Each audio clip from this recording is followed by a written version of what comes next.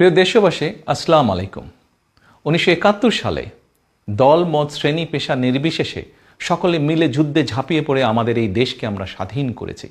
ঠিক একইভাবে আজ সময় এসেছে সকলে ঝাঁপিয়ে পড়ে এই দেশকে গড়ে তোলার। এই দেশকে যদি গড়ে তুলতে হয়, আপনাদের মতামত এবং পরামর্শ আমার প্রয়োজন।